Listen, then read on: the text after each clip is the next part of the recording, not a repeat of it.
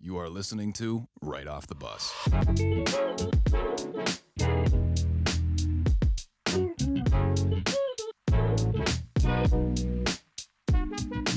Pat, let's do it. Hello, everyone. Welcome to episode number 30 of Right Off the Bus. I'm Chandler Hutchison. That is my great co-host, Pat Mahoney, sitting with me here. It's Wednesday, July 21st, man. Pat, episode 30. It's a Steph Curry episode. Episode 30, man. Love that number. We're ready to get into it. Chef Pat, Curry. Yes. Let's go. Chef Curry, man. Pat, I got to tell you, I'm riding a little high right now. I just came in, just beat my girlfriend in 3 games of cornhole in a row. Honestly, wasn't even close, man. Utter domination. So I'm feeling good. Right outside. Yeah, right in the backyard, man. Shoulders loose. Like, I'm good. I'm ready to go. How's the air quality up in Easton? Because right now it's like at least when I was at work in Connecticut and then closer to me in Western Mass, the smoke from the west, like the forest fires out west, are moving this way. Oh, and like, shoot. If you looked at a picture of New York City right now, it's like you can't even see. It's like it was so foggy in the picture I saw. And then like up here, when I didn't notice it this morning, but when I left work, I could see like even up here it's affected. I feel like I'm living under a rock. I didn't even know that was going on. But I will say, I went on my run earlier. My girlfriend was biking next to me, and I was like, it seems like kind of hazy. Like, it was almost like the humidity was so thick that it like, but that's a clear explanation now. So yeah, it's definitely like, and it was like partly humid, but part of the haze was from the air quality. Like the air quality has smoke particles in it. And I'm sure that contributes to the humidity too. That probably shoots it right up. It probably does. I mean, we're not a science podcast, but I'll go out on a limb and say it does. Gotta phone my science teacher brother and get him on the phone. All right, but Pat, like I said, man, feeling good after those cornhole dubs. I'm ready to get into it. And man, just to preface a little, we got an awesome interview coming on this episode. We've been slacking on the interviews. We're gonna be better about it, but man, got an absolute ultra triathlon freak, as he describes himself, Justin True. We'll drop that in a little bit, but super excited for everyone to hear that, man. What a story. We love talking to this guy, and we wish we had more time with him, but unfortunately we ran a little short. But other than that, man, all is well. Excited to get into this episode, Pat. Yeah, our free Zoom came to be a problem, which it has in the past, but we try to keep the interview short anyways. As a part of we're not Joe Rogan 3-hour conversations here, but it's going to take up, a good chunk of the episode, but without free Zoom, we could have gone farther. Yeah. And honestly, we'll talk about it later. We're going to have Justin back on, but I feel like I can't spoil anything. But he was a great comeback interview though. So it was a good interview to be back at interviews and have him on. Be back, man. I'm telling you, episode 30, Curry had that crazy comeback season. We back, Pat. We back. This is our comeback episode. Let's get into it, Pat, man. We're going to go through some headlines. And Pat, we got so many headlines. We even got them grouped. So we're starting with some soccer headlines because Pat needed to organize this, man. It was not looking good how I had it set up. I'll tell you that. But Pat, let's start off, man, with soccer. The U.S. men's national team wins their group in the CONCACAF Gold Cup. It was great to see some not so great games, but it's a young team. They're figuring each other out. And man, I'm telling you, other than Mexico and Canada, the U.S. should be walking through this tournament, and I can see them win this whole thing. I'm happy they won the group. A lot of young guys with some serious confidence, like my favorite player, Daryl Dike, the American Lukaku, like I like to call him. So I'm excited for the U.S. team going forward, man, in this tournament. Yeah, our team was wicked young, which is always a good thing to look forward to. Right now it's nerve-wracking. And I know CONCACAF's not that great in terms of like international skill level, but I still get nervous about the U.S. competing in the tournament every time. I don't trust us enough, especially with such a young team. But, we have like the future is very bright. We have a lot of good young stars. So it was cool to see that. That's a sign that, hopefully for the next World Cup, we qualify and we also produce. We don't not make the World Cup like this. Right. Time. Isn't it crazy that we're worried about a game against Haiti or Martinique, even though we win 6-1 against Martinique? We're playing it's absolutely nuts. Trinidad, and we're struggling. We're putting up a 1-1 draw, so it happens. All right, Pat, speaking of soccer, man, best in the world, the GOAT, Lionel Messi, he extends his contract with Barcelona for 5 years, which came as kind of a surprise to me. He's going to be there through 39. Me as well. And Pat, his pay got cut in half. So instead of making 170 million, he's now going to still be the highest paid player in soccer, making 85 million a year or thereabouts. Poor Messi, contract cut in half. But hey, he did it for Barca, right? And I feel like people are going to commend him, like, oh, he took a pay cut, like he wants to keep the team together, he wants to stay there and win more championships.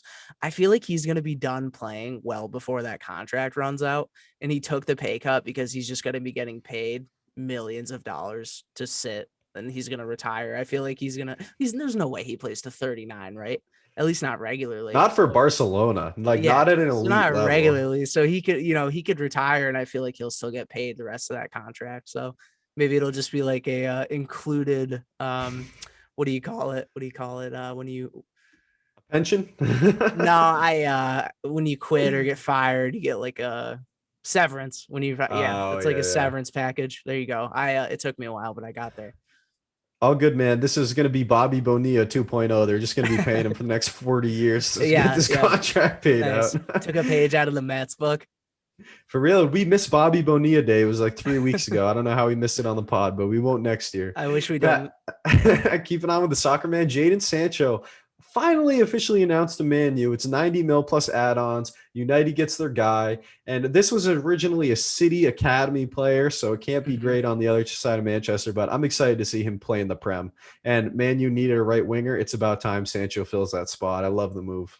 Yeah, it's a good move for Man U. But when I found out that he was a City Academy player, because I didn't know that until like well into his career at Dortmund, I didn't know that. And it's so upsetting that we got rid of him because look what he ended up being, I mean, hey, he did just miss a penalty in the Euro final. I won't harp on that, draw the blood with that wound in England, but damn, I'm gonna miss Sancho. I wish he was coming back to City. But I get it. We got rid of him, so he doesn't, we don't deserve him back. I remember Raheem Sterling tweeting at him or commenting on an IG post saying, "Are you sure you don't have a buyback clause or something like that?" Because they wanted to get him back. But yeah, man, excited to see. He's only 21, and Dortmund, the business machine that is, just continues to another 21-year-old out for another 90 million, dude. It's impressive what Dortmund does every single year with these prospects. It's like they get younger and younger, but the price tag goes up and up for the soccer players these days. Gio Reyna's 18. Dortmund's going to sell him for 100 somehow. It's crazy, man. Yeah, the younger you are, like the higher price tag you fetch, which is crazy because I know in soccer it's all about potential, but all these guys are unproven. So, I mean, Sancho's pretty proven. He's been great for Dortmund, so it's not that unreasonable. Yeah, absolutely fair, man. All right, let's move on to some basketball. The NBA play-in tournament is back for next season. Pat, you already know how I feel about this, but why don't you take it out, start us off here? I didn't mind the play-in tournament, I felt like it could be good. We knew there was a chance they brought it back, right? But I'm not like not a fan of it, but I'm not a fan of it, but I'm also not a fan of it. I mean, we have to see how it could get better. It could get much worse. It could end up being bad for basketball, but yeah, I'm kind of playing devil's advocate with this one. I'm not really giving a solid opinion, but I mean, I guess I'm for it. I'm for giving it a chance. Are you pro playing or not, Pat? No, yeah, I'm just kidding. I'm not kidding. I'm just kidding. But my thing, I'm not into it. And my single reason is because I don't think that 20 out of 30 NBA teams should have a chance to make the playoffs. I don't like that a team with a losing record can make it even with an 8-seeded team. But I will say, man, I just hope it's an adjusted format. I don't hope that we're playing for the 7 and 8 seeds with the 7, 8, 9, and 10 seeds. I hope the 7's locked in and it's 8 or 9. I hope that the 7's locked in or it's 8, 9, 10. But, I hope that there's a little bit more incentive for actually locking in a playoff place rather than just have a wild card, which you said it last time we talked about it. Every sport has a wild card, right? So it only makes sense that it comes to basketball. But you know me, Pat, I don't like 20 change. teams. Yeah. And I think, I mean, that is the best argument against it. And I think I said that last time you mentioned that too, is that 20 out of 30 teams are making the playoffs. It's like, I play fantasy and I don't want half the league making or over half the league making the playoffs. So yeah, I get it. Yeah, I'm definitely with you there, man. Moving on to the U.S. Olympic team a little bit. Kevin Love and Bradley Beal leave the team. JaVale McGee and Keldon Johnson are the two that replace him. I get it. You need a little size. JaVale McGee's there. I mean, let's not act like Zion's not sitting there. Let's not act like Miles Turner's not sitting there. But some guys opted out. And Keldon Johnson, he's 21 years old. He plays for the Spurs, who coaches the U.S. team. Greg Popovich, they said he's on because he got in good favor with a bunch of the decision makers. Makes sense. He's playing well, but man, don't love the picks, but hey, we should be winning the gold no matter what. It does not matter. We should be winning the gold. Well, I wasn't in love with Kevin Love. There, no pun intended. I wasn't in love with Kevin Love being on the team as it is. I mean, what has he done for us lately, right? Like, he's a legend of the game, but what have you done for me lately? Not much. We have so many ridiculous talents that could be on the team, and yeah, Kevin Love, but then he got replaced by JaVale McGee and Keldon Johnson, who I can't say anything about Keldon Johnson because he played great against Spain in the final exhibition game. We finally got a win. But yeah, Kevin Love, not a surprise that he's not on the team anymore. Bradley Beal was a surprise. I don't really know why he left the team, or if he got booted or he just left on his own. So I'm not sure exactly what happened there, but that was a surprise to me. And one point I heard too was that one of the reasons for JaVale McGee is there is not a lot of size and he's 7'1" long and a defender. And we are playing France in our first game. So it'd be nice to have a little length on Rudy Gobert to start. But good point. You know, is what it is, man. We have Keldon Johnson, we have JaVale McGee. They're the two bottom of the roster guys. But the US should still be doing their thing. We'll trust in Greg Popovich. We'll trust in his system. Yes, sir. And Pop, we trust. Last one in basketball. This one's sad, but NBA ref Tony Brown, he was supposed to ref his second consecutive finals, his second career finals this year, diagnosed with stage 4 pancreatic cancer. When you see stage 4, you just know that there's nothing good about it. So we just wanted to say shout out to Tony Brown, and the NBA family is showing him a lot of love, and just want to show him a little love on the pod, man. Prayers up to you, Tony. Yeah, all condolences to everyone. There's not a lot of great refs in the NBA game, but he is one of them. So I do appreciate him, and he's great for the game of basketball. Yeah, absolutely, man. Absolutely. Moving on to football, you know, this one's funny, Pat. How much farther can the Brady folklore take us? Brady played all of last season with a torn MCL in one of his knees. All year, through the playoffs, through the Super Bowl, Brady's playing with a torn MCL. It's not your most important ligament, but it certainly matters. I feel like I've heard it's not that bad. Like this, you know, I saw this headline and I was like, oh, that's insane. But then I think I saw that that's not that bad. You know, he didn't play through, you know, he wasn't Phillip Rivers playing with a torn ACL against the Pats back in the day in a play. That was that was one playoff game. This was an entire season. But I don't know. I could be more impressed. Right. It is true, but it's just so funny because it's Brady. It's like, of course this comes out about right. Of course this comes out about the 43-year-old that did what no one could do in a short season, blah, blah, no preseason, new team. It's just, it adds to the folklore, man. And it is funny that this just legendary status continues to build around him. Hey, he spends like millions of dollars on his body every year. So those tears shouldn't be happening anyways. I don't know where his nutrition team was on that one. So I blame them. He's 43, man. Come on. I don't know. I feel like at 43, if I spend that much money on my body, I should not be getting tears. Alex Guerrero, get your pliability up in your man Tom Brady. Come on. Yeah, come on. I'm putting you on notice right now. You got to earn that paycheck. He probably gets paid pretty well from Brady's camp, I'll tell you that. Probably. Moving on to another all-time great quarterback, Aaron Rodgers reportedly turns down a 2-year extension with the Packers. And Pat, Shefty's reporting that this would have made him the highest paid player in football. Does Pat Mahomes not make like 45 to 50 million a year? Did they really offer him this crazy extension? That was my thought immediately. I was like, how much did they offer him? Like, how much more than Pat Mahomes' deal was it? Because Pat Mahomes' deal was insane. And it's 10 years, like 400 something million. So this would have been 2 years. So I guess it's more financially feasible for the Packers to do for only 2 years. And he was the former MVP. He deserves it. I really want to see the figure of how much they offered, but it does show it's not just about the money. Like I guess Brady's still on the Brady train. Rodgers is sticking to his guns, and he's showing that it's about the front office and everyone involved at the, I guess the higher up level. Right. Yeah. With the two thoughts I had with this is one, it shows that it's not about the money, right? It's just disrespect and not agreeing with the front office and him saying I'm totally out. And two, this is the Hail Mary from the Packers front office. Mhm. Like what else can you do? This is the last chance. You know, what else is there to do? Now you need to trade him. If he's not taking the biggest deal in football history on a 2-year deal, I think it's time to start looking at those trade packages with the Bears and whoever Yeah. else, the Raiders, you know? And now that I think about it, he might have even been insulted by the offer because it was, it was never about the money. Like he's like, wow, after all this time, like you guys still didn't get the message of what the whole problem was. Like after all this time, you're like, yeah, I'll offer him the biggest contract and he'll take it. He'll shut up and stop whining. But I guess he was probably insulted by that, if I had to imagine. That's a very good point. That is a very good point. It's not something I really considered. Just a slap in the face. Another one for Rodgers. Yeah, why don't you run us through these next couple, the man that you threw on here, last one in football. Some more unfortunate news. Yeah, with Cam Akers. I know I saw this today, and like I mentioned earlier, I play fantasy, and Cam Akers was going to be a big thing coming up this year. He's going to be, the Rams' number one. They got Stafford now. They're thinking the offense is going to run a lot smoother. It's going to be balanced, but not to be. Cam Akers tore his Achilles. He's going to be out for the entire 2021 season, and I think this is to be his second year. He was a rookie last year, and he was poised for a breakout year. So it really sucks, and I hate when I see young guys like this get injured. But now we're thinking Darrell Henderson. Darrell Henderson's stock way up after this one. Sad for Cam Akers, but that's the thing with I'm always in a fantasy mindset. Mhm.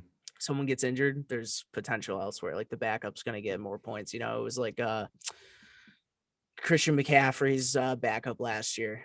Mike Davis, Mike yeah. Davis, thank you. He was on my team and I couldn't even remember his name. So what does that say? But yeah, Mike Davis was huge. I mean, he came up. So yeah, but tough news for Cam Akers and the Rams too. Yeah, definitely tough news for Cam, man. Torn Achilles, it's one of the worst injuries you can have as an explosive athlete. And Mhm. yeah, football is the ultimate next man up sport. So we'll see who steps up. They got a 7th round pick and an undrafted free agent running back in that locker room with Henderson too. So see what happens, man. Time for someone to step up. Absolutely. Hopefully Darrell Henderson. I hope Yeah. so. They need Pat's already Gurley back. I think drafted they him. need Gurley back. I sent you that that fake Twitter. You got me. The fake tweet got me. It said Todd Gurley to the Ravens, and I was like, no way. I was like, we don't even need a running back. But I'm so with it.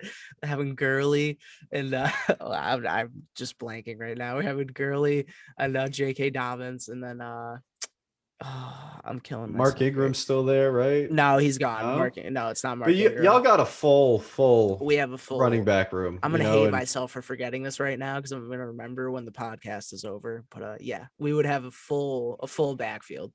But take down that Ravens flag behind you, Pat. I know that was a fake. Gus Edwards. That was a Gus fake Edwards. Tweet. That was a fake tweet though. You got me. That's for sure. I was like, they already have. Got me. I was like, they have 4 number 2 running backs now. They're loaded. Yeah. Long story short, Gurley should probably go back to the Rams now. All comes full circle, man. It does. And we got a couple Olympic headlines too, man. Weird stuff going on with the Olympics right now. It's getting weird. Mm-hmm. It is. I know. I saw this and I couldn't believe it. It was a crazy story because the athletes are arriving. I think they've been arriving for like a week now. But a Ugandan weightlifter went missing at the Olympics, and then he left a note saying like he's leaving and he's starting a life in Japan. So he disappeared from the bubble that they've created. It's an athlete bubble because of COVID, and COVID's spiking in Tokyo and Japan in general.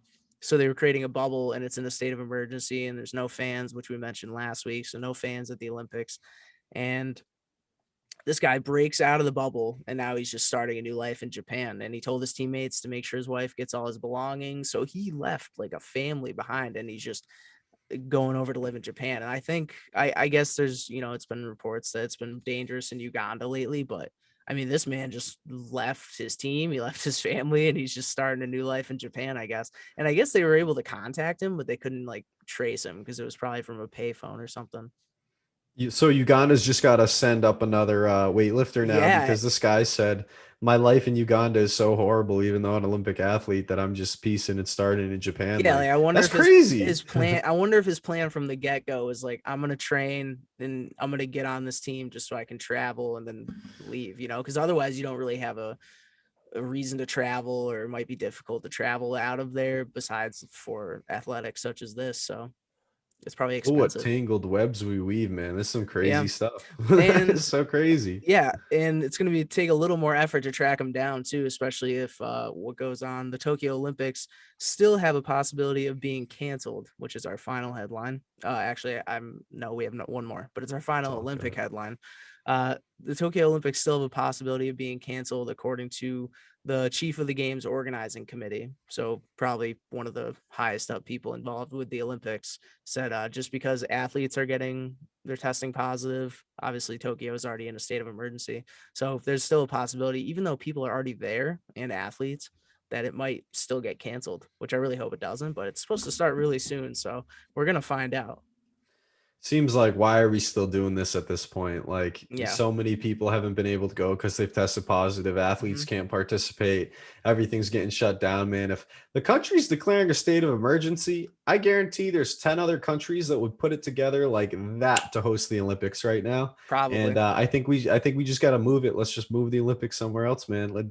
Disney's ready. The bubble's ready. Yeah, Like we they got can the do it. infrastructure. We could do it. Everyone wants to just come to the US. I mean, Massachusetts is wide open. You could head to Texas. They won't care there. So it's not going to happen. I guess it's too last minute, but Yeah, it's pretty I, crazy. it is wild. First, yeah, the weightlifter story was wild, but then even more wild that the Olympics might get shut down. It's a good headline to divert from one of our athletes ran away and is starting a new life. Hey, we might shut this thing down anyways. Yeah, It's not a big and deal. and it's already the 2020 Olympics delayed to 2021. So if they got canceled again, I mean, at this point, just move past it. I mean, if it's too much, if there's too many positive tests, people are getting sick, and it's dangerous, then probably just move on from it. It would suck to not have an Olympics at all, but because I really want it, I love it, but Right. Move it to 2024. I'm not against that. I'm absolutely not just against that. yeah, we'll just wait till the next round of Olympics. Yeah, absolutely, man. And last one, little baseball. Yankees fan given a lifetime ban from all 30 MLB ballparks for throwing a ball at Alex Verdugo. Man, I got to tell you, Alex Verdugo was hot He after was this. He not was going happy. crazy, but man, I'll tell you that fan wouldn't have met Alex Verdugo on the street after the game. My man was ready, dude. Yeah, My you man would was no, rearing to go. you wouldn't be sticking around. And I don't get why you would do this as a fan. Like I saw the video of them finding the guy, and even the Yankees fans were booing him and pointing him Hmm. out and stuff. People were not happy. Even Yankees fans. I mean, there was a mix of cheers just because obviously, but I mean, there's how many people there? Thousands upon thousands. But the crowd around it in the video, you can hear boos. So Yeah. unless they were Sox fans that happen to be in that area, which they could have been, but I don't go to Yankee Stadium as a Sox fan. People do, but I wouldn't. But yeah, Yeah. people were booing it. So yeah, I like the ban. It might be, I don't know, like you can't do that, but a lifetime ban from every ballpark, that sucks. Like not just Yankee Stadium, like that would have been hard enough because he's a Yankees fan, but every ballpark, if he went to, he can't go see the Yankees at Sox, or if he was across the country in San Francisco, like he can't go there either. And I always wonder when this happens, how how do you regulate this? I I mean, was how just does thinking that. this guy can't walk into Camden Yards Yep. and see an Orioles Yanks game? Like who's he gets a ticket under a different name. Have your Mhm. wife buy a ticket. Like how do you stop this? You And even if he know? did his name, like it's not gonna, yeah, someone could buy package tickets and he's included and he just pays them and shows up. Like you can't stop him, I think, from ultimately going in. Hmm.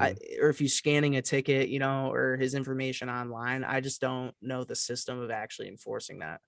Might just be a Yeah. PR thing.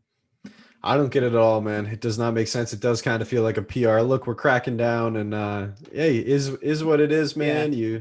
You play stupid games, you get stupid consequences out of it, right? It's Yeah. just what it Stupid is. games, stupid prizes. Yep. I love That's what it is, it. man. It absolutely is. And we'll never. Especially, No, go ahead. everyone's got a camera. There's a million security cameras. Everything's being recorded. A million people are recording what's happening, dude. Mm. Come on. as soon as he threw the baseball, I'm sure people whipped out their phones, right? That's how they got the video. I mean, I'm sure people right next to him were like, oh my God, I got to film this. There's probably 10 other versions of that video I didn't Mhm. see from other angles, you know? That's absolutely true. That's absolutely true.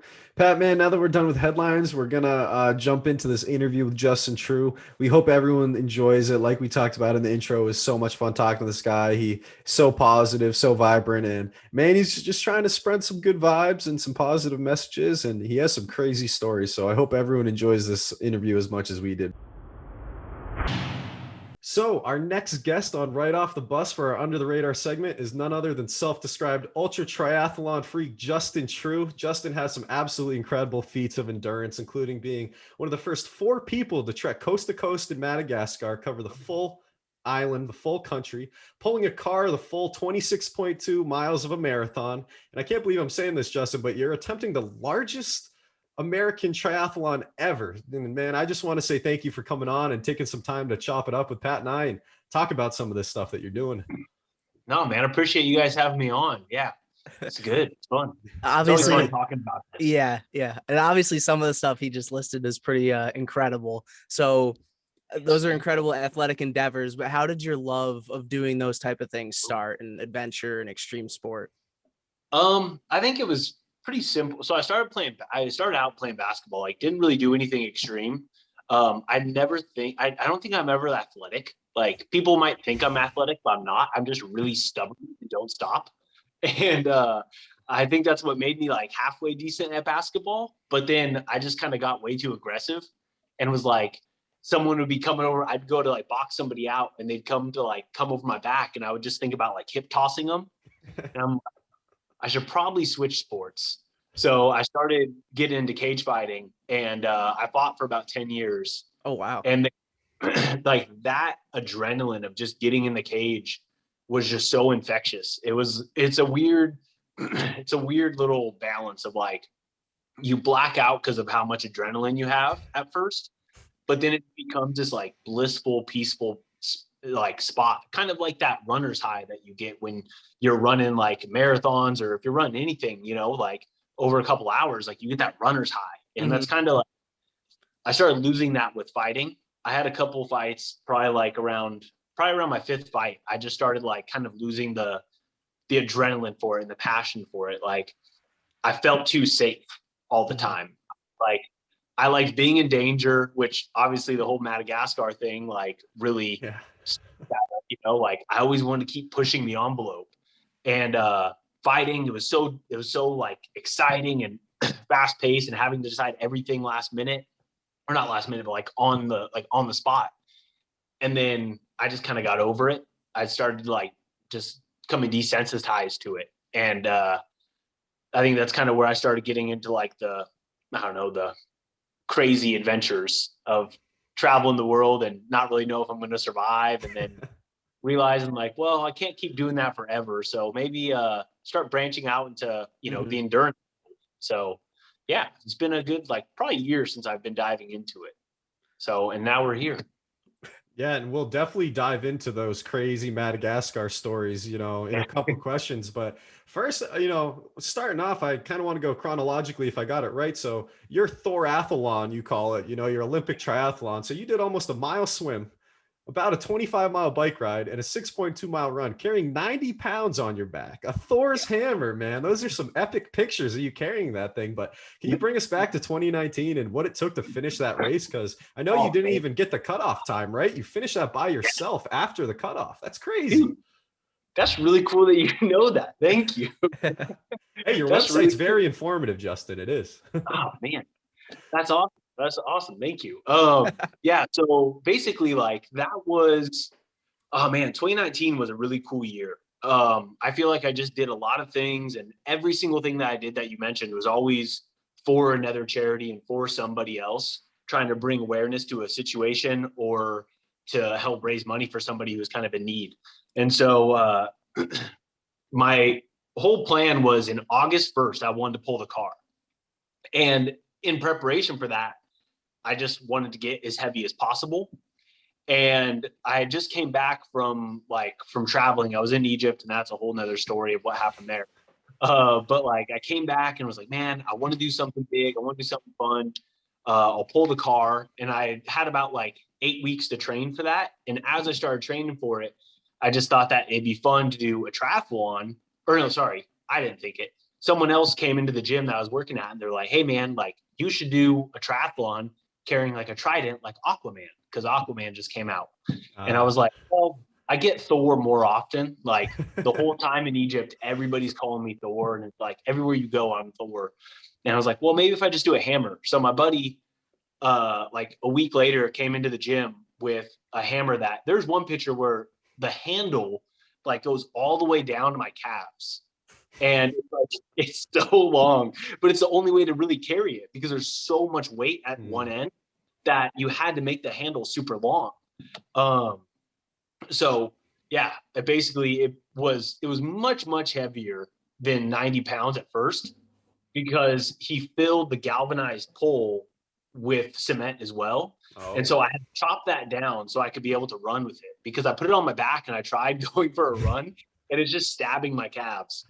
And so I was like, well, this should test my core a ton, which is what I really wanted to train for the carpool. And it should just test my legs really. And then the rest is just going to be kind of fun. Like the swim's going to be scary, but yeah, it was kind of like a caveat to the carpool. It wasn't really ever planned. It was kind of super last minute and had to jump through a bunch of hoops for the triathlon to even let me do it. They really didn't want to. They're like, well, what if it falls and it breaks and people behind you get scared? I'm like, no one's going to be behind me, man. I am going to be in the back. Like if anybody's behind me, there's an issue. Like I have a 92-pound hammer. And so, yeah, that was, I think in July. Yeah, July, right? The month before the car. So that was that one. And yeah, just that's how it kind of came to. Just jokes. You made a joke. It's funny thinking that Chris Hemsworth, who actually plays Thor, would not be capable of doing that. He could be, but you seem more qualified to apply for the role of Thor. I see it now, man. I'm like, come on, man. Like we got to have a better audition for this. Like, there's more qualifications. There has to be some criteria. Yeah, there's a bar. Yep. Well, you're a 3-time world record holder, including the fastest marathon while pulling a car. How does someone prepare for a physical challenge like that and then carrying the hammer as well?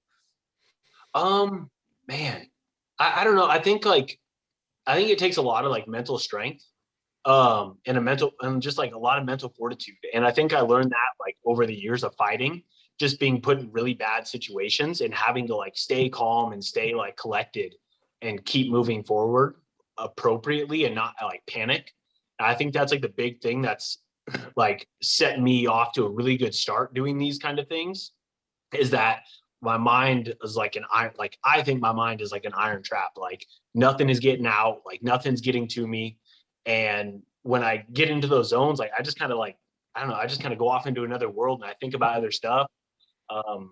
Yeah, I think it's easy for somebody who has like a lot of like shit in the past to like filter through. And I think we all have things that we like struggled with growing up in one way or another. Like we all have it. And as long as we can like tap into that in a healthy way, you know, like you don't want to dwell on the past, but you want to be able to like, I say like I keep it in like a little shoebox. And whenever I get out on the trail and I'm running, or if I'm pulling a car, like I pull out that shoebox and I just sift through it like one by one and just kind of go over things and like, you know, yeah.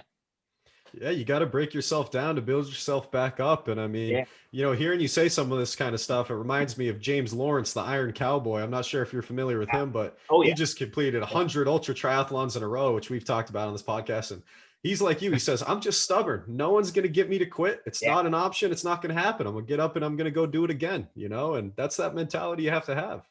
Yeah, man, it really is. Like, I think that's just the thing, which is why, like, I don't think, like, let's say Kobe Bryant, like, went to go do 100, like, he is crazy athletic. But, well, I mean, Kobe Bryant's probably stubborn enough to finish him, let's be real. But, like, there's so many athletes that are just crazy athletic, but don't have that heart and drive that, like, James Lawrence has to do that. And it's really just being super stubborn and not giving in. And it's kind of like what you said with the triathlon, with the hammer. It was like, I remember I crossed the bike, I finished the bike, and my tire actually popped on the bike as well, going downhill. That was terrible. But like, I come into it and I was just like, hey, I'm gonna just give you my little tracker. And she's like, well, like, don't you want to like use it for the run? I'm like, I'm not gonna be back anytime soon. Like, be out there for a while. And yeah, I cramped so bad. I took my time, you know, like I couldn't run anymore. Like every time I went to go run, my quads would just lock up and cramp, and I would like fall. I'd like fall onto a rock, and it was hard enough to get back up. But it was like, one way or another, I'm going to do it. I'm not going to set any records here. And that's not really the point. The point is just to not stop. Like kind of what we said before about like, everything's just relative. Like in that moment, it's super hard for me. Like I just can't stop. Just like somebody who has a hard time getting off the couch and running a 5K. Like you just can't stop. Nobody cares about the time. Just don't stop. I think that's really well said. So moving on to this Madagascar trip. So this is a 29-day coast-to-coast trip along the Mangoki River, if I'm saying that correctly. Yeah, who knows? Are we to understand that you did this 800-kilometer trip with 3 strangers, with running through burning villages, bandits, this, that, and the other thing? I mean, this is a crazy trip. Yeah. It was actually, well, it was with 3 strangers from the start, but one of the girls only lasted like 4 days. Oh. And she had to go home like on the 4th day. It was like a do or die thing, and realized that like if she didn't leave on that day that she did, like we probably would have died the next day. Like wow. It was to the point where everybody kept telling us like, hey, the next town you're going through, like don't stop, just keep going. Because like the longer you sit in a place, the more people like start kind of like seeing opportunities to be like kind of getting the balls to like, oh shit, I'm gonna like rob them now, you know. You could tell places were aggressive. I have been to some other like African countries and gone on some trips in the middle of nowhere, and nowhere felt as hostile as this one. And one of the other guys, Chaz, he's done a lot. His thing is like walking the wildest rivers in Africa, and he's gone through like I think the Gambia, Mozambique, and done some like crazy trips that were 3 times longer than this. I think he has one that was like 150 days. Oh my gosh. He ended up like getting stuck in a gorge and drinking his own urine to survive. Oh my gosh. Pretty gnarly. Yeah. He doesn't share that enough, man. I'm like, that is crazy. That'd be my opening line. Serious bragging point. Yep. Intro to every podcast he's on, without a doubt. Right? It doesn't even have to be about the topic, but just bring it up. And then he even said like, I mean, he did that one as 150 something days, one that was 80 days, and this, like he said, was 29. And he's like, this hands down was the most hostile trip or like hostile expedition I've been on. Like people just did not like us. People did not want us there. And every village we got in, like it was always like being on your toes, kind of like just every other thing that I've done. Like you gotta be on your toes and realize like, shit, like, are we going to die here? Like, what are these people's intentions, you know? And having to decide in the last minute. There was that burning village. We're sitting there and we're like mind blown by it. Like what's going on, and like heartbroken that you're seeing these people's lives burn down. But then we kind of realized like, crap, man, like out here, they kind of believe in bad omens. And all of a sudden 3 white people came up and then their village burned down. Like they're either going to think we're rich and we need to pay for it, or 2, they're going to kill us because we're a bad omen, and we just had to book it. That's crazy with a place. Never stop moving. Yeah, that's crazy with a place like Madagascar too. I mean, the extent of what I know about Madagascar is the movie, so and that's an animated movie. But here you are, 29 days going coast to coast through it. So that's pretty wild. Yeah, man, it was pretty crazy to like figure it. We all did our own research online, trying to figure out anything we could. And the second we left the capital, like everything changed. Like there's really nothing we could figure out. Everything so unknown. There hasn't really been too much studies or like exploration on it, really. I guess there's been studies of like the flora and the fauna because it's so unique to there. As far as like diving into the culture out in the middle of nowhere, like it's pretty, I don't know, it's pretty cool. I feel like we got like a really unique look at it that a lot of people wouldn't get a look at. Yeah, definitely. I mean, traveling on foot the entire way, you get to see everything, even though definitely. you don't really stop. But after an event like that, a punishing endurance event, going, coast to coast across the entire country, what is recovery like after that? Man, a lot of pizza. Like every day was probably, so that was the carpool. So that was June, July, and August at the start of each month. Like June was like a big bike ride. July was the triathlon. August 1st was the carpool. And then like the end of August, like 29th or something, is when Madagascar started. And like, so I was really big at the time. Like I was like pretty muscular and burning a ton of calories. Like I went from eating like 8,000 a day trying to pull the car to 800 a day walking across Madagascar. And it was like, I think my backpack was so heavy. It was ridiculous. Like I overpacked. I just was not prepared. I was over prepared. And, everybody else had light backpacks that were like feathers.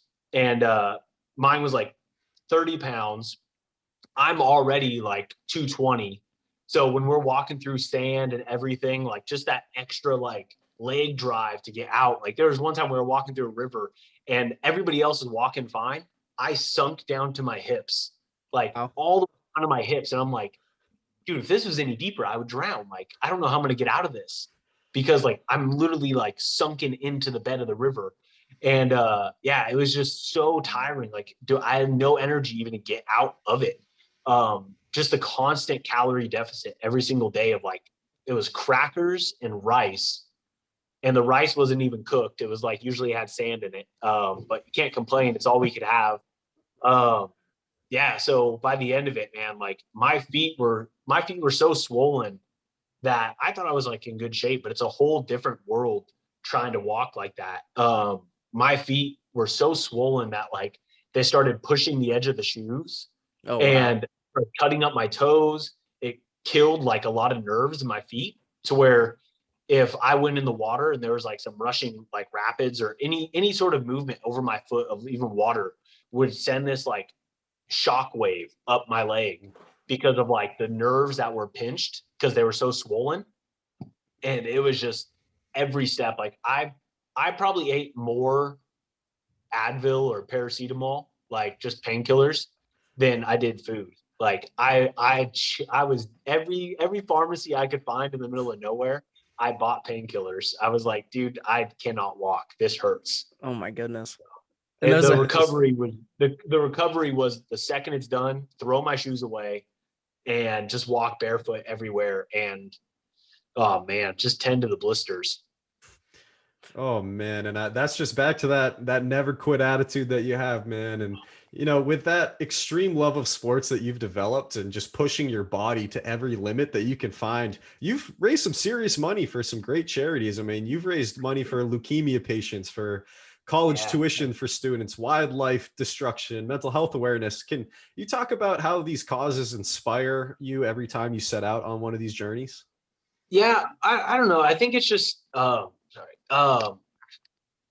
it's just I care about the people who are really at like the forefront of it.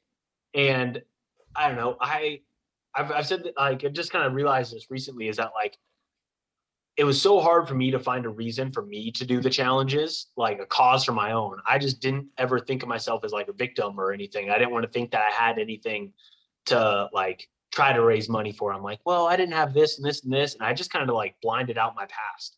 And then now with this triathlon coming up, I finally am like, wait, mental health, man. Like, how have I just put this in the background for so long? Like, this should be something I'm really passionate about. And so that's why I'm doing this one.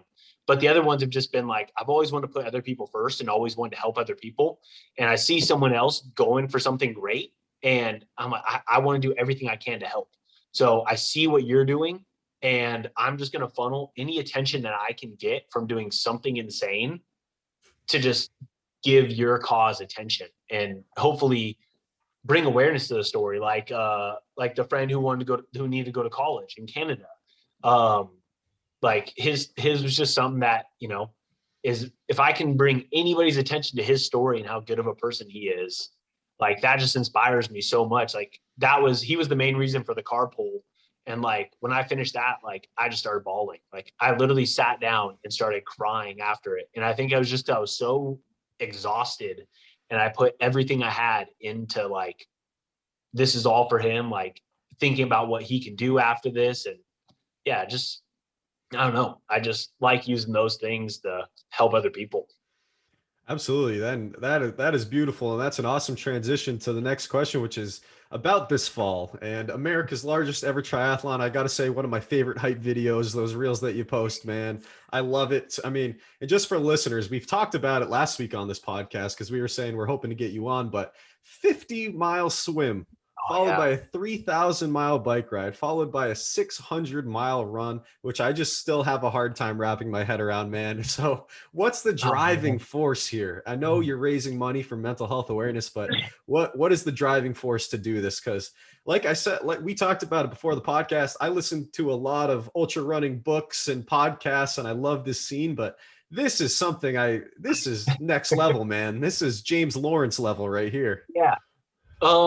Yeah, man, I think the thing that just underlies it, like, I realize this again, like as I kind of like open up and I talk about this more and more, I realize what my purpose is for doing all this is. And like, I really want to like, and it's like really just different, but like, I really just want to make my mom proud. Like my mom like did everything she could for us growing up. And these other things that I've done, like these antics that I've done, like have got me on the news, and people came up to her, and she works in a grocery store, and like people come up to her and be like, "Oh, you're Justin's mom." And like, I think of like how happy that must make her, like how much joy that must bring her of like, damn, like my son's like doing some pretty cool stuff for some really cool reasons. And I just think of like that pride she must feel. And like, I know she doesn't think that she's always been a great mom. She's always like really been hard on herself for all the struggles that we went through. She puts on herself. And I just want to show her that like she did raise a good kid and somebody who just wants to go out and help other people. And so I just want to be like a reflection of what she is. And she is such a nice, just amazing person. Like people see her and they're like, she is the sweetest lady in the world. And I just want to embody that and show that like she raised, like, I want to show her that she did a good job, man. Like I'm able to help people, you know, and like, that's all I really want to do. And the only reason that I have the heart and the mind that I do is because of her, you know. As far as like fighting, that kind of like made me mentally tough. The fact that I've never seen my mom break has been like, that's the thing. She's like 100 pounds or 105 pounds and like so frail. And yet like, she is such a badass and just never, she doesn't do anything physical, but like, she doesn't sleep. She doesn't stop working. She's never like taken a day off ever. Like her strength is unreal. And I just think about me and I'm like, dude, I have nothing to complain about. Like if she can keep going, I can keep going. And I want to make her just proud, you know? Man, that is absolutely amazing. And I mean, people look at you and see this guy who's 6'4", 225, jacked out of his mind, who does these crazy endurance events and think that you're just this athletic monster. But at the end of the day, you're doing it for your mom, man. And that is just absolutely awesome. That is incredible. Yeah. That's as great a motivation as any. And earlier, definitely. Earlier, Justin, you mentioned the calorie deficit and how much of a struggle that was. I believe that was in the Madagascar trip. So leading up to this coming fall event, do you have any specific nutrition plans leading up to the race and also during the race? You know, have you mastered doing the countering the calorie deficit while you're doing those challenges? Right. So I just met up with a swim coach the other week. I just got over having like COVID for 2 weeks. But right when I met her, the only time I've ever been sick is right then. Like I never get sick. But I met her right before it, and we like sat down, we planned out my whole swim, because the swim's the scariest part for me. If the swim doesn't happen, none of it happens. So I really need that to be successful. And we kind of went over it about my size, that I don't really have a lot of fat, and fat is more buoyant than muscle. And water is like a 1-to-1 ratio, obviously, the water in your body to the water outside of it, depending on the salt concentration of the sea. But if you have more muscle, it's like it's 1.1 whatever units, and fat is 0.9. So 0.9, fat is more buoyant. And I don't really have any fat, especially on my lower half. And so she was like, yeah, basically we're going to want to add like at least 5% more fat to you. And I'm like, 5% times what I'm at now is about 15 pounds of fat. Like, and it's a weird thing to think about. Like, I need to kind of become like a sea lion now. Like, from like just being like, oh, I like looking good. You know, I think like I used to fight at 155, so I'm used to being really, really little. Mm-hmm. And so like a new world to me where I'm not used to getting fatter. Like I don't like it. Like in my head, I think that's how we all are, you know, with social media these days. Like it's still a little bit of like a disorder, eating disorder in my head of like, no, man, you need to be ripped, you know, and it's not. Like you need to have the body for whatever sport you're doing. And right now, swimming, I need to get fat. So I'm literally just trying to eat as much as possible. And my worry is that like I'll become too big to run, and that will trying to put in the miles leading up to this is going to create injury. You know, like Mm-hmm. I feel when I'm 215 or 220, 215, like I can feel how hard it is to run. Like I feel heavy, I feel slower.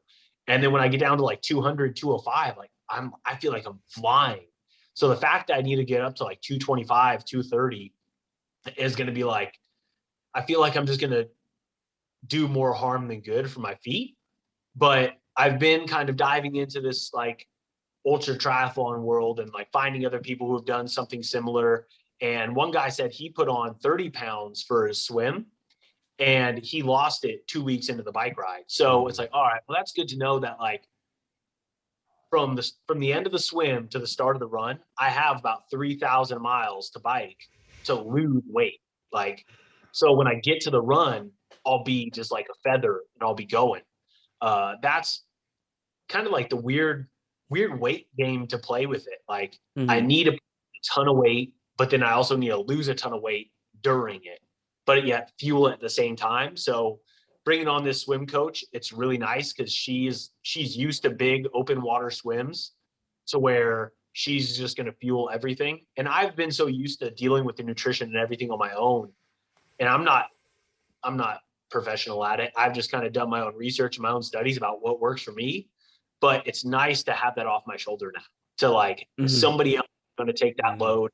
Hey, I'm just going to tell you when to eat and when to drink, and you just chug away at what you're doing. And so that's going to be like really cool to just be able to like be an athlete for once, not have to worry about all the other dynamics. I enjoy it, but it's really stressful because then you put it all on your shoulders. Like if anything fails, if any little cog doesn't turn the right way, it's your fault. And so it's nice to not have that stress. So. Absolutely. Well, that was my immediate thought when you mentioned the 15 pounds of body fat. I was like, you might even just lose that during that workout because that's an insane workout. I was like, that 15 pounds will probably be gone when the swim is over. Yeah. Yeah. So it's gonna be tough to put it on. Like I'm just with the work capacity that I'm doing now, it's like the weight just flies off. So it's gonna be kind of tough, but I can't really complain. I just get to eat a lot. Yeah, not too bad compared to the weight cutting and fighting. Yeah, so. I went to a body scan the other day, like a DEXA scan, and the doctor was like, "You are literally the only person who's ever came in here whose primary goal is to lose muscle and gain fat. Like you're the only person. Nobody, like we don't even have a program in our computer for you because nobody wants this." And I'm like, "All right, well that's cool." All right. Well, our last question for you, Justin. Are any of your sponsors or affiliates involved in the mega triathlon this fall? Yeah. Have some really cool people that have already kind of hopped on board from the start that I've been able to pick up on my own. And now that I have like a production crew who's going to be documenting all of it, their task right now is to bring on some really big names. And it just the team that they are like is insane. I was so taken back to figure out their accolades that they've done. Like they have Emmy awards for climbing Everest on the front of Time magazine. So I'm like, dude, I'm not worthy to be in like conversation with you guys. So it's gonna be really cool to see who they bring on. But right now, like I have quite a bit of sponsors. Like TYR was awesome. The triathlon, the wetsuit, like the fact that they hooked me up with that was a big expense. That was super, super nice. And then all the other swimming gear that I need to train for it. Let's see. I'm a big CBD person, big like ancient cannabis, like just a lot of CBD products, because like my ankles are just blowing up with inflammation, and my knees especially.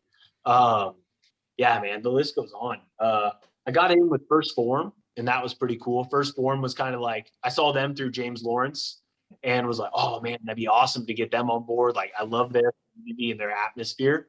So yeah, we got like a bunch of little ones of just like little gear, like Pit Viper sunglasses, Budgie Smugglers, which are pretty much like Speedos.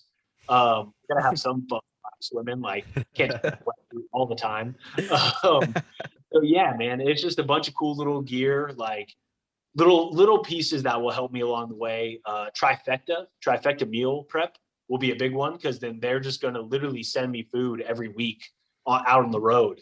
And so that's going to be a big game changer, where I don't have to go grocery shopping.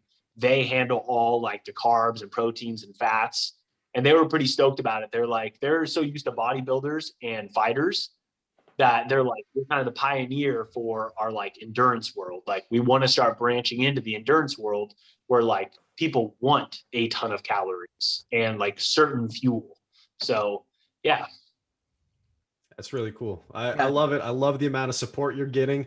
And unfortunately, with our free Zoom call, we only have 4 minutes left before they kick us out, Justin. So we got to wrap it up. But we just want to say thank you again for coming on the show, man. We absolutely appreciate your time, and we can't wait to see where your journey goes. Like, you're still so young, so we know there's going to be so many more crazy events that you're going to be doing. And I said it to you before the show, but you're constantly spreading positivity and good vibes. And we connected because you're commenting on my running posts, just me saying, oh, I'm doing a 40-mile week, which is big for me, but you're just always trying to spread that positive message, man. And if anyone's listening and you guys want to follow Justin in his journey, check out his Instagram at @TheRealJustinTrue, or check out his website, whoisjtrue.com.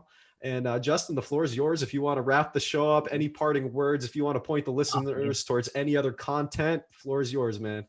Man, like that's kind of just how we got connected. Like, that's why I just love social media. It gets really bad of, like everybody needs to detox. And I'm like, I want to surround myself with so many good people like you guys, where I find your post and I'm like, yes, dude, like this jacks me up. Like, I love seeing this. Like, I don't need to detox my people, or I don't need to detox myself from good people. Like, I want more good people in my life. So, me going around like spreading love, trying to find people online is just like me trying to just create that community of positivity going around, to where if we use social media right, like we can meet some incredible people and create some incredible bonds. So yeah, that's kind of my goal behind it. And, brought us here today. So yeah, man, I think just spread the positivity and realizing that it's such a useful tool if we use it right, and be positive.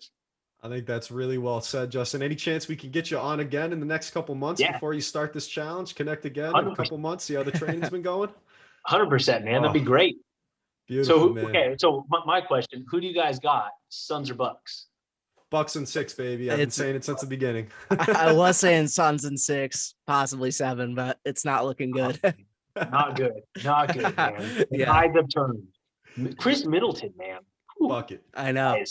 He'll have like the occasional game where he misses, but when he hits, he's very on. He's very critical to that team. Yeah. All right, Justin, we're running out of time. I wish we could talk for another 20, but Zoom's going to kick us out in a minute, man. So I just want to say thank you one more time if we get kicked out of this. Thank you. Thank you. Thanks for having me on. Good talking to you guys. How fun was that interview? Hope everyone enjoyed it as much as we did, man. I got to tell you, we really got to change the casting requirements for these superhero movies, man. I genuinely believe Justin is more equipped to play Thor now. Like after that conversation, I mean, why not? Why not cast a guy like him? I mean, you look at the qualities, like the challenges he does, he's probably stronger than Chris Hemsworth. He's got the hammer. He has the hammer. He's done challenges with it. I mean, he's got the hair. He's got the look. He's got like tattoos. He's jacked. It's like he's the real life version of Thor. He should be with Natalie Portman. He should have the throne in Asgard. He should have all of it. So that's what I learned from that interview. Yeah, could Justin pursue a career as a stunt double? Like, I feel like there's some potential there There's too. You know, potential. like He was like he Jason probably. Momoa. He gave me like Jason Momoa vibes too, you know. But not bad comparisons, right? Aquaman and Thor. So No, not at all, man. And Justin, if you're listening, we hope you are. Just to say thank you one more time. It was a blast having you on, man. And oh, and another thing, he was a cage fighter. I mean, the guy right, literally has experience fighting. So there you go. That's another quality I missed. all the above, dude. It's What all can't there. this guy do? Get It's you a all man there. that can do it all. It's That's all what it there. is. It's all there. All right, man. Justin, thank you one more time. Hope everyone enjoyed that interview. Can't wait to post some clips from that. But Pat, as we're recording this on a Tuesday night, it drops on a Wednesday. We got the NBA Finals Game 6 tonight, man. Last time we talked, the Suns are up 2-1, which is crazy. The Bucks won two more, so they won three in a row. They're up 3-2. Like I said, Game 6 is at 9 p.m. tonight after we record. When this episode's out tomorrow, there's two possibilities, Pat. The Bucks are NBA champions, which is nuts. First time since 71, or we got a game 7 coming, man, which, Yep. who doesn't want that as a neutral fan? But Pat, I guess all that's left to do is give some game 6 predictions because this episode's going to come out. We have no control over this Yeah, outcome. I know we do a preview / review. It's like we have no idea what's gonna happen. Did you say Bucks and 6, by the way, or Bucks and 7? I said Bucks and 6 from the beginning. I Okay. said Bucks and 7 if Giannis isn't healthy because we kind of gave two predictions like healthy Giannis, not healthy Giannis. Mhm. But I said Bucks and 6 if Giannis is healthy. I can't believe I was still saying it after they were down 2-0. But dude, I just believe so much that Chris Middleton and Drew Holiday are better than everyone else on the Suns outside of CP3 and Devin Booker. And honestly, they both have shouts to be better than CP3 in this series, legitimately. And I gotta say, man, I gotta say, man, I just think they have the better team, and I've been saying it all along. But when you're paying Chris Middleton 30 million a year and you're paying Drew Holiday 30 something million a year, they need to show up. They need to play like superstars. Like you gave up a lot to go get Drew Holiday. You gave up Eric Bledsoe, picks, younger guys. Like you gave up a lot to go get him, and Drew Holiday is finally playing that way, man. That strip, that lob to Giannis, man, is one of the greatest. That's one of the greatest dunks in NBA history. That's gonna be played back forever. That's especially if the Bucks win the series. It's gonna be absolute folklore for the NBA. Yeah, and man, the Giannis folklore, he has the all-time great block. He has the all-time great dunk. He's hitting free throws with people yelling at him, 20,000 people, and he's averaging 30 something, 12, 5, and he's shooting 62%. I mean, what else can you ask from this guy? I Yeah. think if I just had to pick game 6, Pat, I'm going Bucks, man. They won 3 in a row and they're at home. It's time. It's tough. Time. The momentum's definitely in their favor. It's tough to see. Yeah, I agree with you. Like the Bucks have definitely looked. I mean, when it was Suns up 2-0, I was all for it. I was like, I'm looking good. My prediction, Suns and 6 is looking great. And then here we are. The Bucks took 2 in Milwaukee, and I wasn't shocked by that. I knew it was gonna be 2-2. But then game 5, going back to Phoenix, and the Suns just could not get it done for whatever reason. I mean, Giannis has tore up the interior. They don't have enough interior D. Ayton hasn't played enough defense to guard Giannis, which can anybody? I mean, yeah, how do you stop Giannis? It's unbelievable. So the stats he's putting up, the Suns have had their, the CP3 injury issue. I can't say I don't know if it's still lingering now in the finals. I don't know if it's fatigue. I don't know what's happening. But they won the first 2 games and they've just looked like a completely different team since. Guys have struggled. The guys that have showed up, Devin Booker was struggling for a couple of games. Mikal Bridges has struggled since a couple of great games. So the guys that have been showing up, just aren't there. And the Bucks have countered that with, instead of decreasing in performance, they've been on the rise. So Giannis has come back from that hyperextended knee. Great. Middleton has stepped up, like you said. He is the Robin to Giannis's Batman, not the other way around. Kendrick Perkins.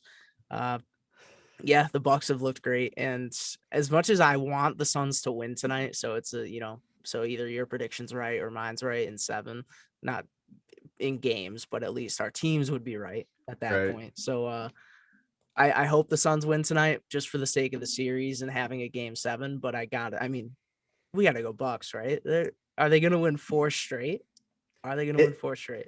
Right. It's like this. It's the stars are aligned, like we talked about for England before, man, last week. Like the stars are aligned for the Bucks. They were down 14 or 15 in game 5. and they end up winning by like, 4, 5, 6, whatever it was. But there were parts they were up 10, man. That's a 25-point swing. They did it with a hostile crowd, one of the most hostile, awesome crowds in the league. And I mean, the stars were out too. You had LeBron and Adele and Selena Gomez and like all these people there. Lil Wayne supporting Phoenix as always. But Pat, we talked about it last week. I don't think we're going to see many stars in Milwaukee to see Giannis.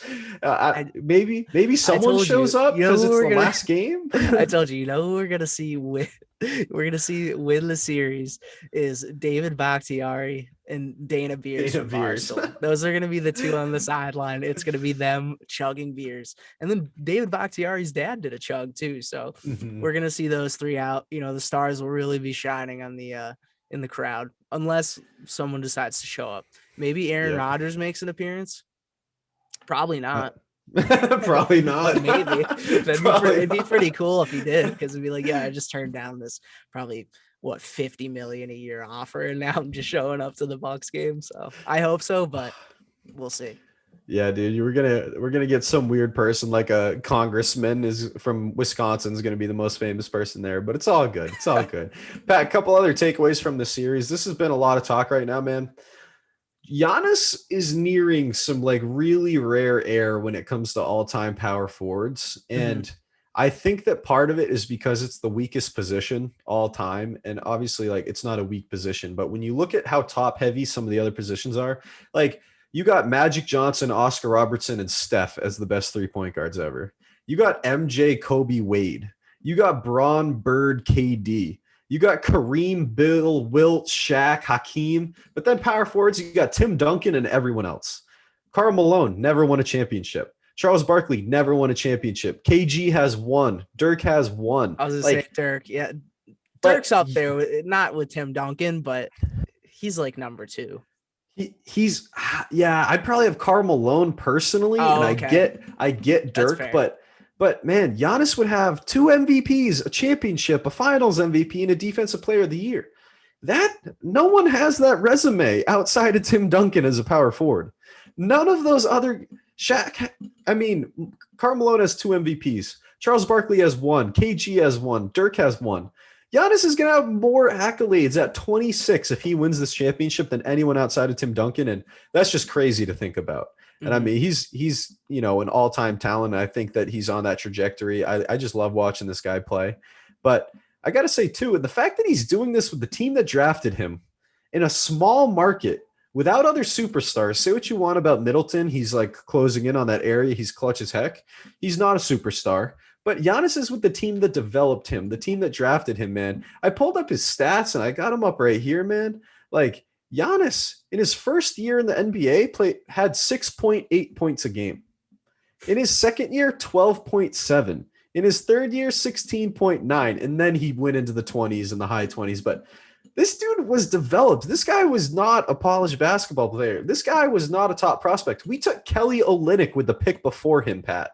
The Celtics picked Kelly Olynyk with the pick before Giannis, dude. I mean, this guy is just doing it in a really special way, just like a really, really special way, and it's just so fun to watch, man. Yeah, he reminds me of like a smaller guy coming into high school, and he's like on JV, and then each year he slowly gets better, and then by senior year varsity, he's like averaging 30 a game and like leading the division or whatever it is, conference and in points. 6-inch growth spurt. And he's just a superstar and being scouted. So he put in the time, he went year 1, year 2, year 3. Like there's consistent growth every year. And then it would culminate in a championship this year, which would be awesome to see. And there's no loyalty in the game anymore. It's about super teams, at least over like the last 10 years it has been. So for the Suns to be here is awesome, but for Giannis and the Bucks and his storyline to win this year would be amazing.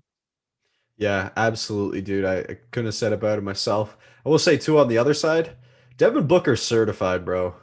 Like, after what he's done in this playoffs, including the finals, man, I mean, this gives me Jimmy Butler team on my back vibes from last year, but the difference is Book is going to keep getting better. He's like 23, which is crazy to think about.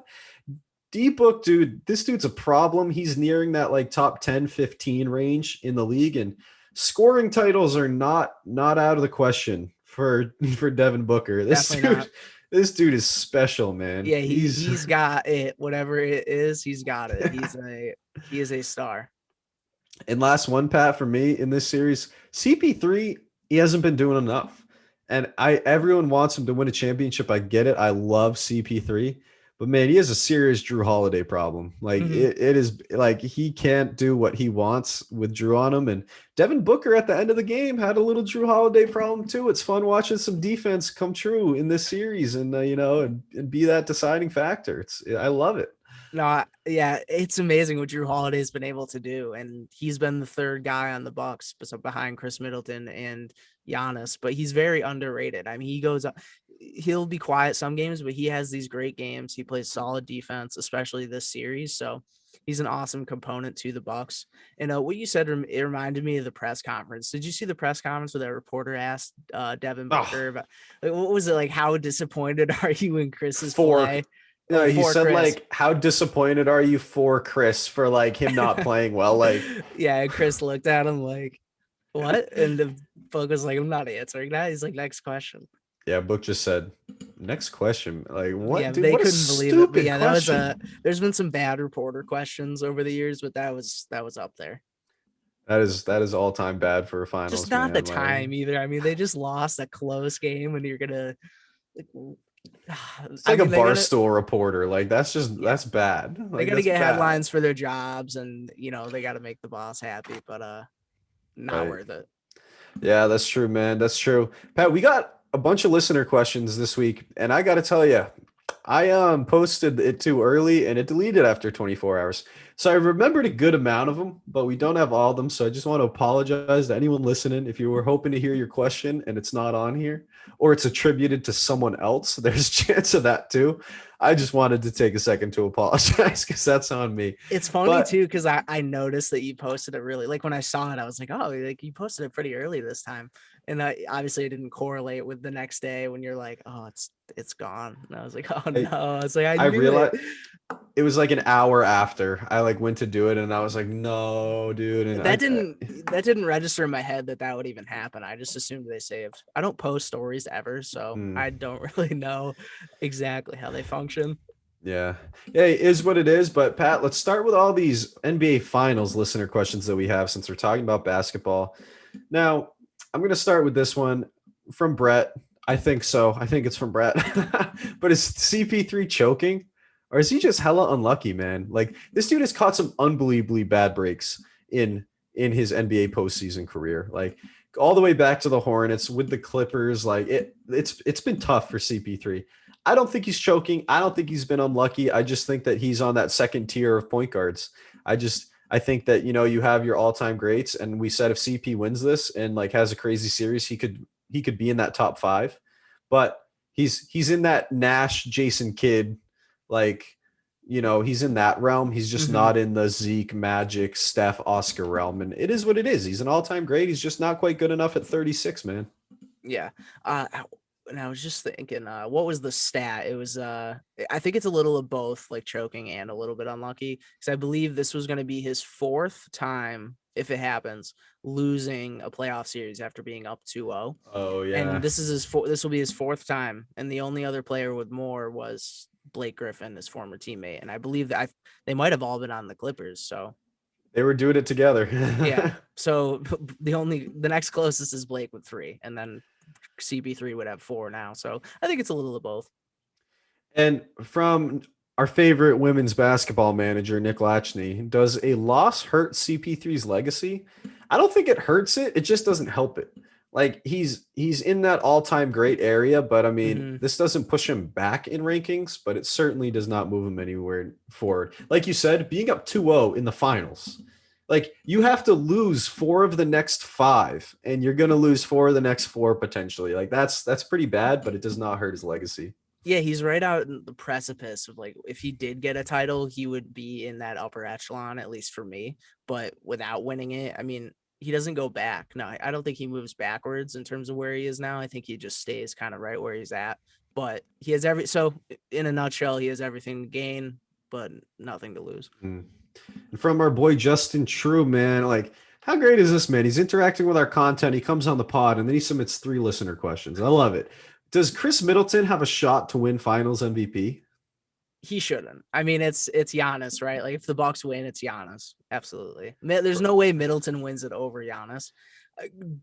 Has he had some games where that would be the case? Yeah, he's had some. But overall, I would say Giannis. Middleton's been incredibly clutch, and he's the guy that they go to during the fourth quarter. So I understand that argument. Oh, your best player is the one taking the shot at the end of the game. It's not true. Shaq's not taking shots at the end of the game, and that's what I keep comparing Giannis to. Giannis, we take him for granted. You take a walking 30, 10, and 5 for granted. He's absolutely the Finals MVP. Shout out Middleton. He's the co-MVP. He's the number 2 without a doubt. Agreed. You know, and he's very no one close. else. He's very close second. Giannis and then Middleton and no one else. Like he's been absolutely phenomenal. And Joe Hagan submitted this. Where does Giannis rank all time as a power forward if he wins the chip and Finals MVP? You know, we just talked about it a little bit. I'm not ready to put him in that top 5 just because he's so young and he hasn't shown the longevity and the career to do it.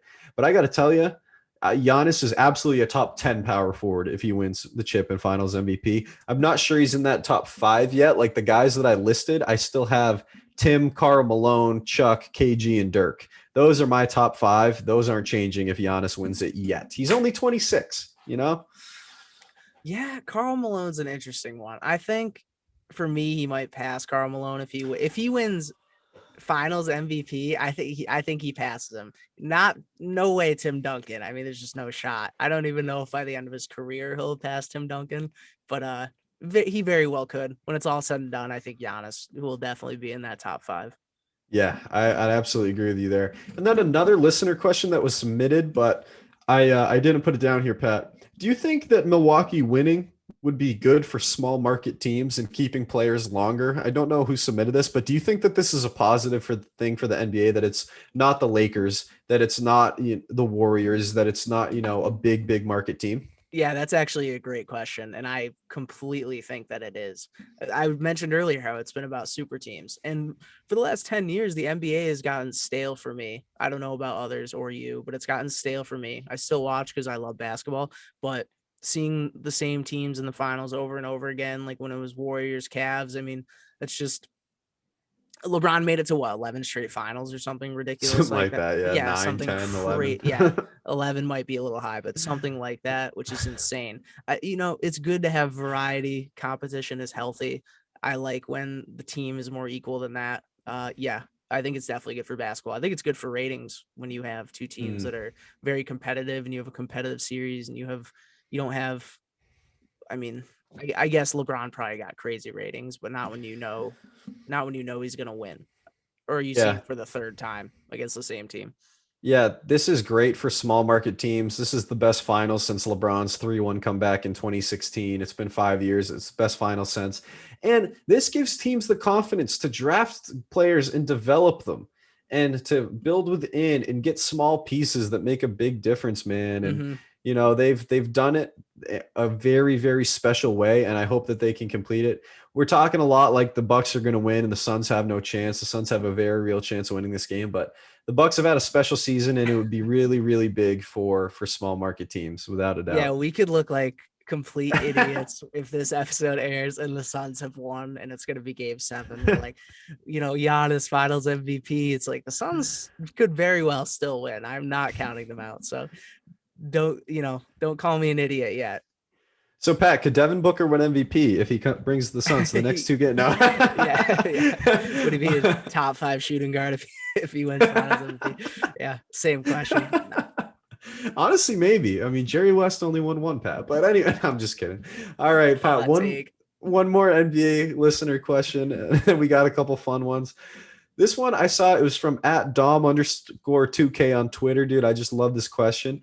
Which past NBA player would be most likely to use Twitter like Kevin Durant, like burner accounts, but then move on from burner accounts and just talk trash and all this shit through his just actual Twitter account?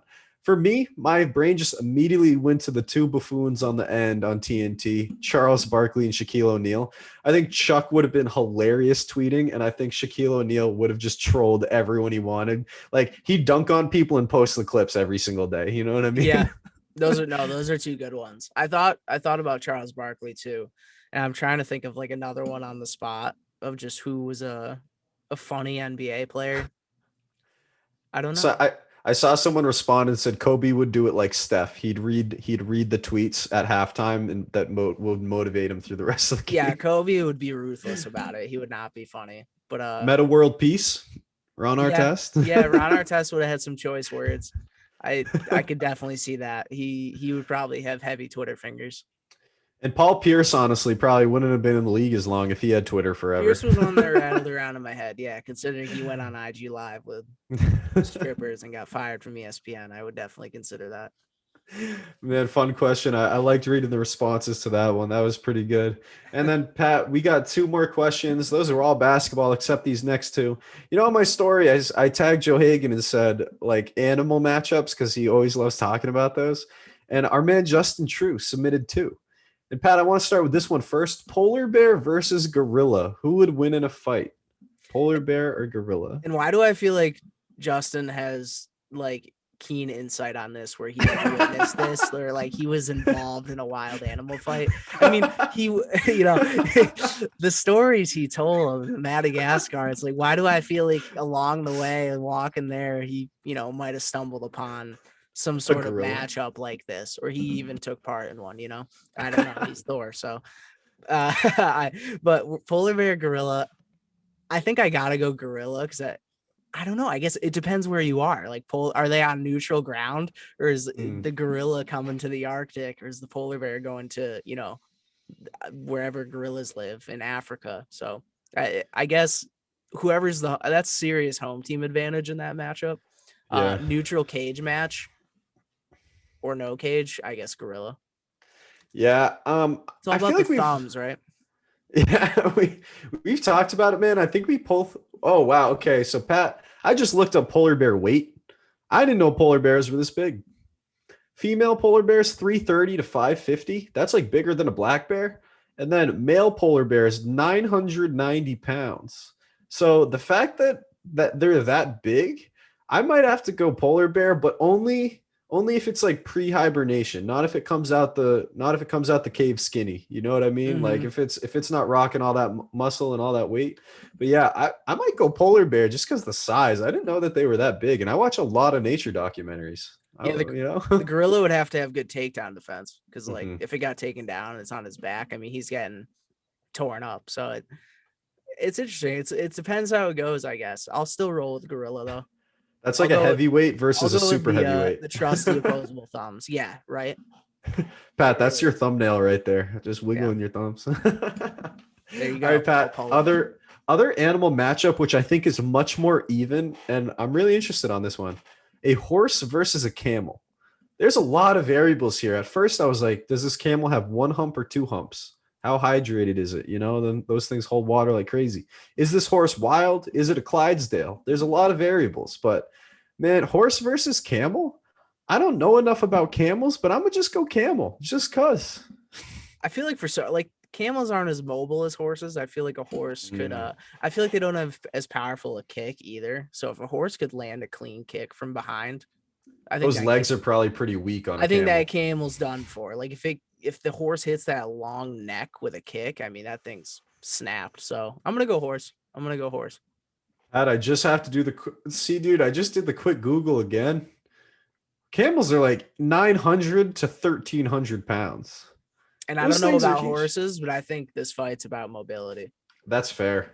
I think that's very fair. That's kind of like the rhino gorilla argument. I'm like, the rhino's just running around doing nothing. Like they don't have the brains or the movement like a gorilla does. Yeah. What did McGregor say? Precision beats power and timing beats speed. So I guess in that case, the horse, I would just contradict myself. So I guess if the camel got one good shot in precise, it could end it. But it's all about is the camel myself. I'm still gonna go with horse. It's all about is the camel nice with it on the one punch, That's the thing, yeah. You got the clean straight. I think we have to bring Justin on for a 30-minute just animal matchup episode. I think that he probably has some legit insight like you're talking about. When we have him on again, this is going to be a basis. This is going to be a line of questioning. I have a lot of questions.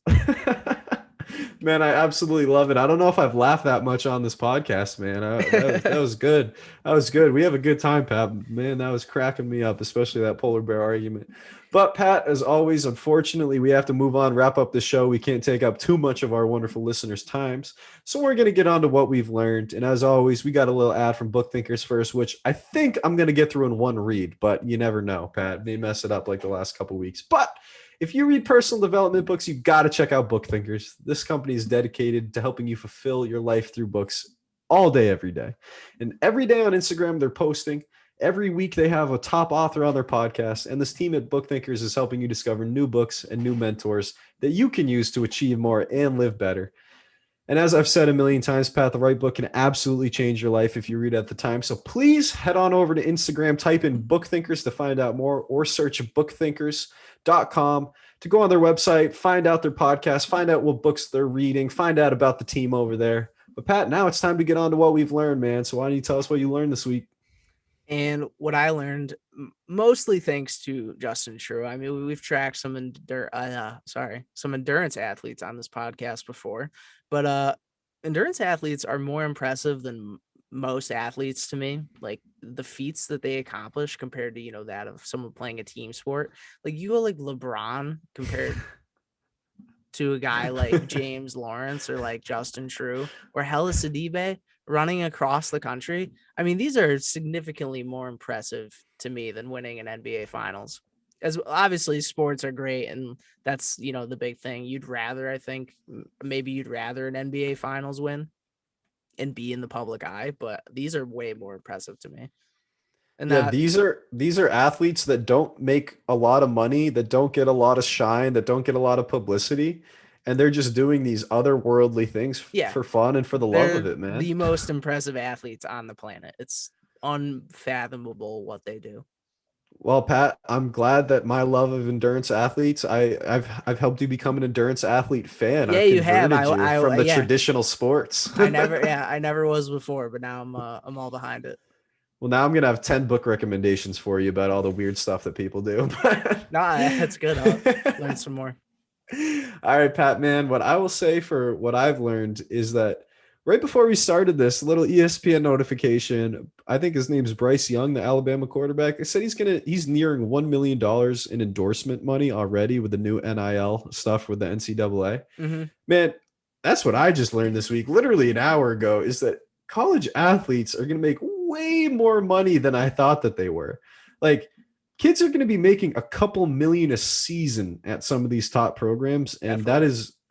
and it's going to be even more than that. And I didn't think that I quite wrapped my head around that when this news broke a few weeks ago. The money's going to be stupid. It's going to be a lot more than we thought. That's what I learned this week. Yeah, and we were saying off air, at least I did, that I feel like the NCAA only did this because they were going to start losing athletes to the professional leagues earlier, or just at all, because people didn't want to deal with college, risk an injury, and then try to make it, or have something catastrophic happen to their career, and they weren't going to get paid to do anything. But now the NCAA finally, after all this time, lets them profit from their name and likeness. And I think people are going to start sticking around now. Like, you're going to see college, I was worried about college basketball falling apart because like nobody wanted to play it anymore, and they just wanted to go to the NBA or do something else, play pro ball somewhere else early, get paid, and then they'll still get scouted and probably make the NBA. So I'm glad for that sake that the NCAA probably selfishly did do it, because even if they were being selfish, it helps the athletes a lot, and I think we'll have better college sports because of it. I think that's really well said, man. I absolutely agree with everything you're saying. And Pat, I think that's a wonderful way to wrap up the show. I wish I had a corny metaphor like land this plane like I did last week, but I didn't prepare one. So unfortunately, we're just going to say that the show is wrapping up, and it's time to sign off, man. So as always, just thank you to all the listeners out there. Thank you for anytime you're interacting with any of our content. We appreciate every like, comment, subscription, listen, all the above. Leave us a review on Apple if you don't mind. Hit that subscribe button on YouTube. Do whatever you can for us. We appreciate you. We do not take your time for granted. And, we feel blessed that you're listening and enjoying right off the bus with us. So thank you for listening, man. Yeah, man. Everything Chandler said. Take care, guys. You are listening to Right Off the Bus.